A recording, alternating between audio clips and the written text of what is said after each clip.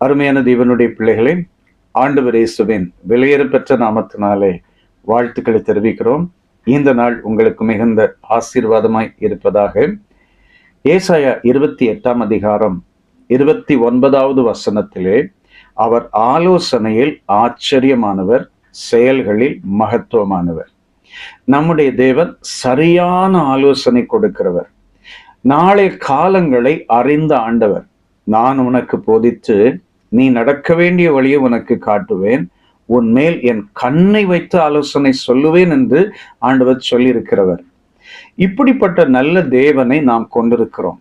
ஆனால் நல்ல ஆவிக்குரிய வாழ்க்கையில் இருந்தாலும், ஆண்டவர் கூடவே ஐக்கியப்பட்டிருந்தாலும், சில நேரங்களில் சிலர் எடுக்கிற முடிவுகள் அவர்களை மாத்திரமல்ல, அவர்கள் சந்ததியையும் பாதிக்கப்பட வைக்கிறது. சரீரத்திலும் மனதளவிலும் குடும்ப அளவிலும் பல போராட்டங்களை கொண்டு வருகிறது. தேவனுடைய பிள்ளைகளை நாம் எந்த காரியத்தை செய்தாலும் ஆண்டவர்கிட்ட கேட்டு கேட்டு செய்கிறது மிக மிக நல்லது. வேதத்தை வாசிக்கும் போது பாருங்க, ஆதியாகமம் 3ஆம் அதிகாரத்திலே சர்ப்பம் ஏவாளை வஞ்சிக்க ஆரம்பிக்கும். அப்போ சர்ப்பம் சொல்லும், நீ இந்த கனியை புசித்தால் உங்கள் கண்கள் திறக்கப்படும், நீங்கள் தேவர்களைப் போல மாறுவீர்கள். ஒரு பெரிய பொய்ய சொல்கிறான். அவன் சொன்ன பிற்பாடு ஏவாள் எந்த கேள்வியும் கேட்கல. அந்த காரியத்தை தேவனிடத்திலே போய், தினந்தோறும் அவர்களை சந்திக்கிறவர் தேவனிடத்திலே போய் சொல்லவில்லை. ஆதாமிடத்திலும் ஆலோசனை கேட்கவில்லை. இந்த ஆதாமிடத்திலே ஏவாள் கொடுத்த உடனே அவரும் சாப்பிடுறாரு. 2 பேரும் பாவத்துக்குள்ளாகிறார்கள். முழு உலகமும் சாபத்துக்குள்ளாக மாறுகிறது. நாமும் பாதிக்கப்பட்டிருக்கிறோம். பாருங்கள், அவர்கள் என்ன செய்திருக்க வேண்டும்? ஆண்டவர்கிட்ட போயிருந்தா ஆண்டவர் சொல்லியிருப்பாரு, நான் உங்களுக்கு ஏற்கனவே சொல்லியிருக்கிறேன், எல்லா கனிகளை நீங்க புசிக்கலாம், இந்த நன்மை தீமை அணியத்தக்க கனியை மாத்திரம் நீங்க புசிக்க கூடாது, எச்சரிக்கையா இருங்கள், விலகி ஓடுங்கள்னு சொல்லியிருப்பாரு. அப்ப அவங்களும் தப்பிச்சிருப்பாங்க, நம்மளும் தப்பிச்சிருப்போம். உண்மையா இல்லையா? ஆனால் பாருங்கள், அவர்கள் செய்த தவறுகள் இன்னைக்கு நம்மையும் பாதிக்கிறது.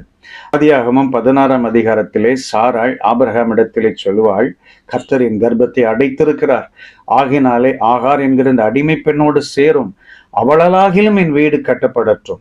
ஆண்டவர் நல்ல வாக்குத்தத்தம் கொடுத்திருக்கிறார். சாராளுக்கும் தெரியும், சரியான நேரத்திலே ஆண்டவர் செய்வார் என்கிற விசுவாசமும் இருக்கிறது. ஆனால் சாராள் சொன்ன உடனே ஆபிரகாம் என்ன செய்கிறார்? எந்த கேள்வியும் கேட்கல, ஆண்டவர்கிட்ட போயும் கேட்கல. உடனே ஆகார மேரேஜ் பண்ணிடுறாரு. இஸ்மவேல் பிறக்கிறான். அடுக்கடுத்து வாக்குத்தத்த சந்ததியாக ஈசாக்கும் பிறக்கிறான்.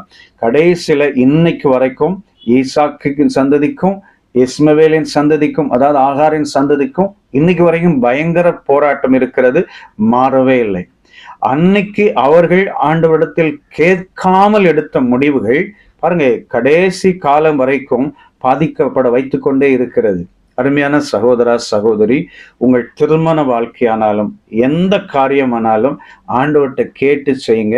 அதுவும் குடும்பமா கேட்டு செய்யுங்க. எந்த காரியத்துக்கானாலும் ஆண்டவர் சரியான ஆலோசனை கொடுப்பார். இதை செய்யலாம் வேண்டாம் என்று ஆண்டவர் சொல்லுவார். அந்த ஆலோசனை காலாகாலத்துக்கு நிலைத்திருக்கும். ஒரு சகோதரன் எனக்கு தெரியும், அவர் ரிட்டையர்ட் ஆயிட்டாரு, ஒரு இடம் வாங்க போறாரு. அந்த இடம் வாங்கும்போது எல்லாம் முடிவு பண்ணிட்டார். திடீர்னு அவர் ஜெபிக்க ஆரம்பிக்கிறார், ஆண்டவரே, நான் இந்த இடத்தை வாங்கலாமா வேண்டாமா, நீங்க எனக்கு ஒரு அடையாளம் கொடுங்க. அப்ப ஆண்டவர் சொன்னாரு, இது வேண்டாம்ப்பா, உனக்கு நான் வேற ஒரு இடத்த வச்சிருக்கிறேன், அவசரப்படாத. இவர் ஒரு டோக்கன் அட்வான்ஸ் வரை கொடுத்துட்டு வந்துட்டாரு. அப்போ இந்த சகோதரன் ஜெபித்த பிற்பாடு ஆண்டவர் சொன்ன உடனே அதை கேன்சல் பண்ணிட்டாரு. இப்போ 1 வாரம் கழிச்சு தான் அவருக்கு நியூஸ் வருது, அந்த இடத்தை ஏற்கனவே 2-3 பேருக்கு வித்துட்டாங்க, கடைசியில் இவருக்கும் விற்கிறதுக்கு ட்ரை பண்ணியிருக்கிறாங்க. ஒரு பெரிய எஸ்கேப் ஆயிட்டாரு, பெரிய போராட்டத்திலிருந்து தப்பித்து கொண்டார். பாருங்க, ஆண்டவர்கிட்ட கேட்டா சரியான ஆலோசனை கொடுப்பார். அதன் பின்பு ஒரு நல்ல வீடை வாங்கி ஆண்டவர் அவர்களை ஆசீர்வதித்து இன்னைக்கு நல்ல செட்டிலா இருக்கிறதை பார்க்க முடிகிறது. தேவனுடைய பிள்ளைகளை எந்த காரியத்தை எடுத்தாலும் ஆண்டவர்கிட்ட கேட்கும் போது அது ஆசீர்வாதமா இருக்கும். இன்னைக்கு நீங்க என்ன காரியத்தை செய்தாலும் ஒரு சின்ன ஜெபம், ஆண்டவரே இதை செய்யலாமா வேண்டாமா, ஆண்டவரே இந்த காரியத்தை நாங்கள் போகலாமா வேண்டாமா, எல்லா காரியத்துக்கும் ஒரு சிறு ஜெபம். ஆண்டவருடைய ஆலோசனை, சரியான ஆலோசனை வரும், அது நிலைத்திருக்கும். இந்த நாள் அப்படிப்பட்ட ஒரு ஆசீர்வாதத்துக்குள் தேவன் உங்களை நடத்துவாராக. உங்களுக்காக நான் ஜெபிக்கிறேன். வல்லமை உள்ள பிதாவே, நல்ல தேவனே, இயேசுவின் நாமத்தினாலே உடைய பிள்ளைகளின் வாழ்க்கையிலே ஆலோசனையில் ஆச்சரியமானவர், சரியான ஆலோசனையில் நடத்தி உடைய பிள்ளைகளை நன்மை செய்வீராக. இயேசு இரட்சகர் நாமத்தில் பிதாவே, ஆமென், ஆமென். God bless you. Amen.